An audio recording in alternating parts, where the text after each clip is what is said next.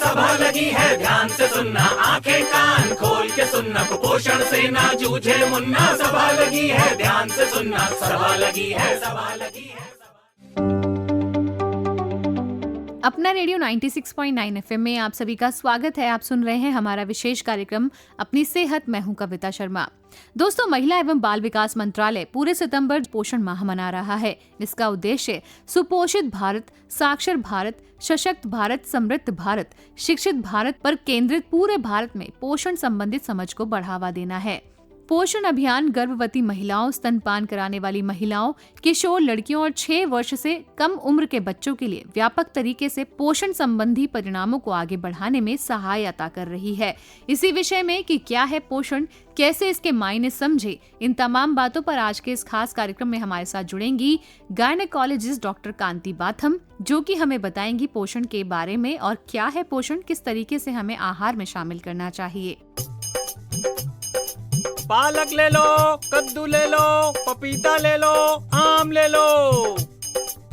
अरे भाई साहब, समोसा मिलेगा? अरे सटअप कर जाओ। सभा लगी है ध्यान से सुनना, आंखें कान खोल के सुनना, कुपोषण से ना जूझे मुन्ना। सभा लगी है ध्यान से सुनना, सभा लगी है, सभा लगी है, सभा लगी है। गर्भवती महिला को पीले नारंगी फल और सब्जी, हरी सब्जी, दूध और दही खिलाओ। पर कभी कभी ये सब लाना भूल गए तो? अरे भूल गए, भूल गए, भूल गए, अरे भूल गए, भूल गए, भूल गए। चुप यार। पति को, परिवार को शनिवार या रविवार को खत्म होने से 1-2 दिन पहले याद दिलाओ। तरह तरह का खाना खाओ, हर तरह का खाना खाओ, तरह तरह का खाना खाओ, हर तरह का खाना खाओ। गर्भवती होने की वजह से कभी कभी अगर खाने का मन ना हो तो पूरा खाना एक साथ नहीं, थोड़ा थोड़ा करके कई बार खाओ। सभा लगी है ध्यान से सुनना, आंखें कान खोल के सुनना, कुपोषण से ना जूझे मुन्ना। सभा लगी है ध्यान से सुनना, सभा लगी है, सभा लगी है, सभा लगी है। डॉक्टर, आपका स्वागत है कार्यक्रम में। थैंक यू कविता। ये सितंबर का महीना है और सितंबर का पूरा महीना पोषण माह के रूप में हम लोग मनाते हैं, लेकिन सही मायनों में जिन लोगों को पता नहीं है कि पोषण क्या है, तो सबसे पहले बताइए पोषण क्या होता है। कविता, सबसे बड़ी चीज है कि पोषण बेसिकली इसके लिए कहा जाता है ना कि पोषण अच्छा आहार एक अधिकार होना चाहिए, ना कि एक सुविधा। लोग क्या सोचते हैं कि पोषण मीन्स सिंपल खाना खा लिया। आजकल जो बच्चे हम लोग देख रहे हैं कि न्यूट्रिशन के नाम पर जैसे पिज्जा, बर्गर, ब्रेड वगैरह खाकर इस चीज को कंपनसेट कर लेते हैं, लेकिन ये चीज एक पोषण में नहीं आती है। पोषण में आपके लिए 6 प्रमुख पोषक तत्व जो हमारी बॉडी में होना चाहिए वो होते हैं carbohydrate, fat, protein, vitamin, minerals and water, पानी, है ना। जो इन सब चीजों की पर्याप्त मात्रा में जरूरत पड़ती है, वही हम इसी चीज को हम न्यूट्रिशन कहते हैं कि हमें अपने डाइट में सारे फाइबर्स, फैट, प्रोटीन, इन सब चीजों का एक पूरी थाली बनाकर हमें पोषण लेना चाहिए, मतलब एक खाना लेना चाहिए। पोषण की बात हम करते हैं तो वो जो पोषण है वो शुरू कहाँ से होता है? क्या एक गर्भवती महिला से ही पोषण बच्चे का शुरू हो जाता है? बिल्कुल सही कहा है कविता। होता क्या है कि एक मतलब पोषित माँ एक पोषित बच्चे को जन्म देगी और कुपोषित माँ से ऑब्वियस सी बात है कि जब माँ ही पोषित नहीं होगी, माँ ही पूरी तरह से पोषण भरा आहार नहीं ले पाएगी, तो उससे जो बच्चा जन्म लेगा वो बच्चा जन्म से ही कुपोषित हो जाएगा। जो माएँ खून की कमी या पोषण जिनका पूरी तरह का नहीं रहता है, ऐसी माँ अपन देखते हैं हम लोग कि इनके जो बच्चे जन्म लेते हैं वो लो बर्थ वेट के रहते हैं और समय के पहले इनका जन्म हो जाता है।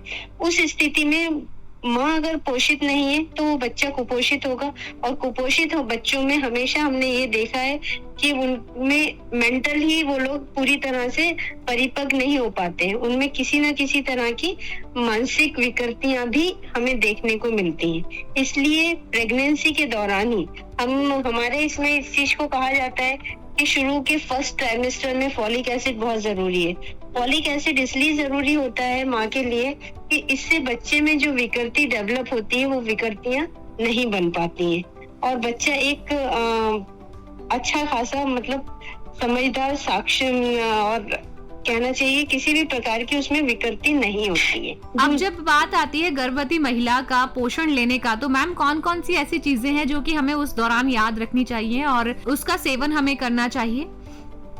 सबसे बड़ी चीज है कि इस समय जो खाना खाने का रहता है, लोग क्या होता है कि महिलाएं खाना नहीं खा पाती है, उल्टी की समस्या, ये सारी चीजें, तो हमको उनको इस चीज के लिए समझाइश देना चाहिए कि आपको खाना खाना है, थोड़ा थोड़ा खाना है और बार बार खाना खाएं। ये जरूरी नहीं है कि हमको पूरा भरपेट खाना एक साथ खाना है। इसमें खाने में आपको सबसे ज्यादा जरूरी जो चीजें रहती है वो रहता है कि किसी भी प्रकार के फाइबर्स, जैसे अगर अपन आटा रोटी खाना है, दाल सब्जी चावल, ये पूरी पोषण की थाली होती है। जो आप महिला बाल विकास की बात कर रही है, महिला बाल विकास में इस तरह की प्रेजेंटेशन दिया जाता है कि पूरी थाली होती है जिसमें से आधी थाली में ग्रीन वेजिटेबल्स, हरी सब्जियां, पत्तेदार सब्जियां, सलाद, इस तरह की चीजें रहती हैं। एक तरफ इसमें दाल रहेगा, एक में चावल रहेगा, एक में सब्जी रहेगी, रोटी रहेगी।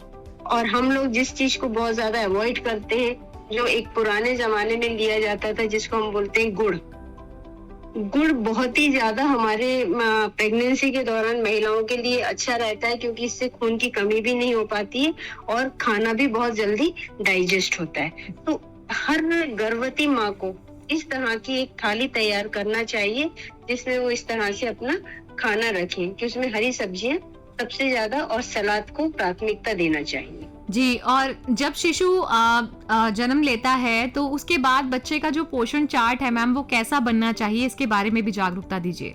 सबसे पहली चीज है कि जब बच्चा जन्म लेता है तो जन्म लेने के बाद में हम लोग इस तरह की बोलते हैं कि शुरू के 6 महीने माँ का दूध ही पर्याप्त पोषण का काम करता है एक स्वस्थ बच्चे के लिए। 6 महीने तक माँ को सिर्फ बच्चे का दूध ही पिलाना चाहिए, लेकिन जब तक माँ बच्चे को दूध पिलाती है उस समय माँ के पोषण का हमें ध्यान रखना है, जिससे कि माँ को अगर पर्याप्त और सुपोषित खाना दिया जाएगा तो उससे उसका मिल्क, जो दूध का सिक्रीशन है वो बढ़ जाता है, वो बढ़ेगा तो उससे बच्चे को दूध अच्छे से मिल पाएगा। दूसरी चीज ये है कि 6 महीने के बाद में ही हमको बच्चे के लिए पोषण इस तरह का शुरू कर देना चाहिए जिसमें कि अपन दाल का पानी पिलाना शुरू कर देते हैं। दाल का पानी दीजिए, उबले हुए आलू दीजिए, हल्का सा चावल रहे, इस तरह की चीजें बच्चे को 6 महीने बाद में शुरू कर देना चाहिए। आजकल हमारे इसमें एनआरसी इसीलिए खोला गया क्योंकि हम लोग ये देख रहे हैं कि अपने इंडिया में और उसमें खासतौर से मध्य प्रदेश, यहाँ पर कुछ चीजें इस तरह की देखने को मिलती हैं, तो बच्चों के पोषण की तरफ हमारे यहाँ पर बहुत ध्यान दिया जा रहा है। एनआरसी डेवलप कराए गए हैं। एनआरसी में हम लोग बच्चों को रखते हैं जिनका बच्चों का वजन कम होता है और बच्चों को वहाँ पर उस तरह की डाइट प्रोवाइड की जाती है। माँ और बच्चे को पर्याप्त समय दिया जाता है कि माँ और बच्चे को पर्याप्त समय दिया जाए तो दोनों के बीच में एक बॉन्डिंग बनती है जिससे बच्चा अच्छे से खाना खा पाता है और बिना डर के अपनी माँ के साथ रह सकता है। जी मैम, बच्चों के पोषण के लिए जैसे आपने बताया कि 6 महीने तक माँ का दूध जो है बच्चे के लिए बहुत जरूरी है, लेकिन कई बच्चे या कई माताएं किसी वजह से शिशुओं को दूध नहीं पिला पाती, तो ऐसे में जो वो बच्चे हैं उनके पोषण के लिए क्या मतलब विकल्प क्या हो सकता है? मैडम, इसमें क्या होता है कि जो बच्चे अगर माँ का दूध नहीं पी पाते हैं उस स्थिति में कई बार हमको ये करना पड़ता है कि जो हमारे मेडिकेटेड मिल्क आता है, पीडियाट्रिशियन हम लोग को जो शिशु रोग विशेषज्ञ होते हैं वो इस चीज को प्रिस्क्राइब करके देते हैं। इसमें कई बार बच्चे ऐसे वाले माएँ हैं जिनका ऑपरेशन हुआ हो या फिर किसी कारणवश उनकी निप्पल्स नहीं बन पाती है या बच्चे में सकिंग प्रॉब्लम आती है, उस स्थिति में हम लोग को जो मेडिकेटेड मिल्क रहता है मार्केट में मिलता है वो हमको देना चाहिए। लेकिन ग्रामीण क्षेत्रों में अगर ऐसी समस्या रहती है तो उसमें गाय का दूध हम बच्चे को पिला सकते हैं। पोषण में क्या ये जो टीकाकरण होता है ये भी कोई भूमिका निभाता है? बिल्कुल, सबसे बड़ी चीज है कि जो टीकाकरण का वो काम रहता है, टीकाकरण बहुत जरूरी है क्योंकि जिस हिसाब से टीकाकरण पूरी तरह से बच्चे को आने वाली जो बीमारियां रहती हैं उनसे उसको सुरक्षित करता है। हमको पूरा जैसे शुरू के अपन कहते पहला डोज लगता है BCG ओरल पोलियो हेपेटाइटिस के, इस तरह से हर महीने जीरो डोज, ये तो आजकल BCG हेपेटाइटिस वगैरह अपन को हॉस्पिटल में तुरंत ही लगा दिया जाता है। इसके बाद 1.5 महीने, 2.5 महीने, 3.5 महीने। तो इनमें क्या है, BCG जो है टीबी की बीमारी से बच्चे को बचाता है। फिर हम लोग जो बाकी के इंजेक्शन लगाते हैं, मीजल्स है, MMRA, तो जो अभी हमारी सरकार कर रही है कि मीजल्स और रूबेला जो है उसको भी इरेडिकेट करना है, तो उसके लिए मीजल्स रूबेला के भी वैक्सीन लगाए जाते हैं। मीजल्स रूबेला उन बीमारियों में रहता है, रूबेला जो रहता है खासतौर से बच्चियों के लिए बहुत अच्छा वो रहता है, क्योंकि अगर ये वाला वैक्सीन बच्ची को नहीं लगता है तो वो गर्भ अवस्था में जब वो बच्ची एडोसेंट होती है उस समय पर प्रॉब्लम हो सकती है। इसलिए वैक्सीनेशन भी बच्चों के लिए बहुत जरूरी है। जी डॉक्टर, इसमें मिशन इंद्रधनुष जो है वो कितना ज्यादा सार्थक है उन लोगों के लिए जो कि टीकाकरण जैसी क्योंकि बहुत सारे टीके ऐसे हैं जो कि बहुत महंगे आते हैं, ऐसे में मिशन इंद्रधनुष के बारे में आप क्या कहेंगी? मिशन इंद्रधनुष के लिए मैं कहूंगी कि मिशन इंद्रधनुष बेसिकली इसलिए किया जाता है कि उन कई क्षेत्रों में यहाँ पर घुमक्कड़ प्रवृत्ति के लोग रहते हैं कि एक जगह से बच्चा दूसरी जगह चला गया है और उसको वैक्सीन नहीं लग पाया है। इस तरह पर हम लोग एक मिशन चलाया जाता है जिसमें एक एक बच्चे को ढूंढ कर वैक्सीन लगाना पड़ता है। ऐसी स्थिति में इसमें पूरी सभी लोग WHO से लेकर सारे लोग इसमें अपना कार्य करते हैं कि कहीं पर भी उन्हें इस तरह के बच्चे मिलते हैं तो उनको घर घर जाकर वैक्सीन देना अनिवार्य होता है कि एक भी बच्चा टीकाकरण से छूटे ना। जी मैम, पोषण की जरूरत किस एज तक बच्चे को ज्यादातर रहती है? मैडम, पोषण की जरूरत तो आज की तारीख में मैं ये बोलूंगी कि चाहे वो बच्चा जन्म से के बाद से ही उसका पोषण शुरू होना चाहिए।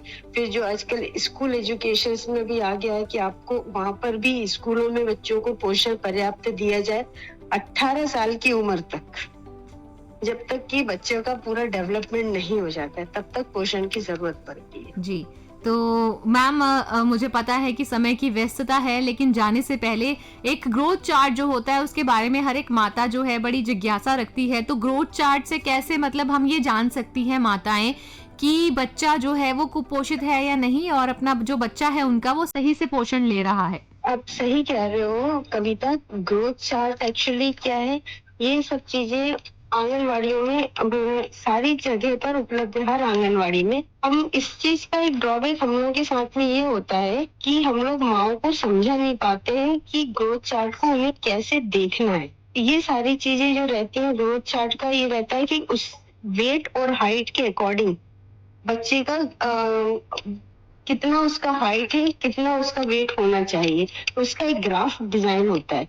उस ग्राफ को हम लोग माँ को समझा सकते हैं जो कि महिला बाल विकास के इन लोगों के आंगनवाड़ी केंद्रों में लगा हुआ होता है। जी तो डॉक्टर, अंत में आप पोषण के लिए एक संदेश जो है वो माताओं को, उन लड़कियों को जो माताएं बनने वाली हैं, वो माताएं जो माँ बन चुकी हैं और जो गर्भवती हैं, क्या संदेश देंगी?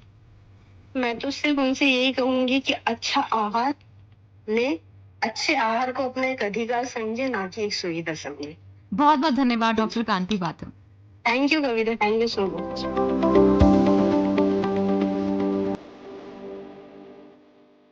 तो दोस्तों, हम उम्मीद करते हैं कि आज का कार्यक्रम आपको पसंद आया होगा। इन्हीं शब्दों के साथ सुनते रहिए अपना रेडियो 96.9 FM। कविता शर्मा को दीजिए अनुमति। नमस्कार।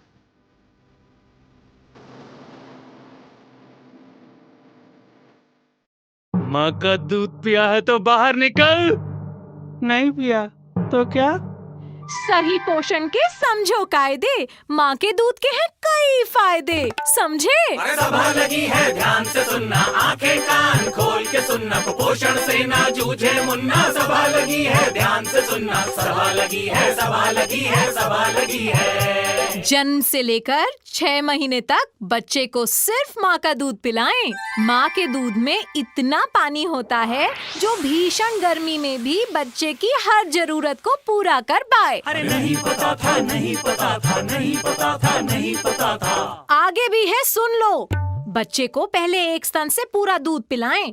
जब वो स्तन हल्का हो जाए तभी दूसरे स्तन पे जाएं। और हाँ, ध्यान रहे, बच्चे को दिन और रात हर 2 से 3 घंटे में या उसके मांग करने पर दूध पिलाते रहें। हाँ, नहीं पता था, नहीं पता था, नहीं पता था, नहीं पता था। पर 3 महीने के बाद क्योंकि बच्चे तेजी से बढ़ते हैं तो दूध की ज्यादा मांग करते हैं और ज्यादा रोते हैं। इसका ये मतलब नहीं है कि माँ के दूध की मात्रा बच्चे के लिए कम हो गई है। तो जब जब बच्चे को भूख लगे या वो रोए, उसे दूध पिलाते रहें। हाँ, बढ़ते बच्चे खाते पीते अच्छे बच्चे, बढ़ते बच्चे खाते पीते अच्छे बच्चे। जितना दूध वो पिएंगे उतना दूध बनता रहेगा, उतना बच्चा स्वस्थ रहेगा। हाँ, इसीलिए सभा लगी है ध्यान से सुनना, आंखें कान खोल के सुनना, कुपोषण से ना जूझे मुन्ना। सभा लगी है ध्यान से सुनना, सभा लगी है, सभा लगी है, सभा लगी है।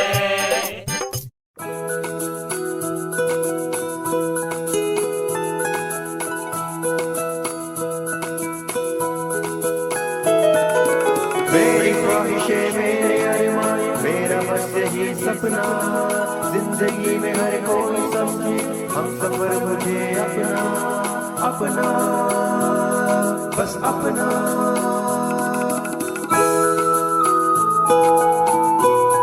अपना रेडियो 96.9 FM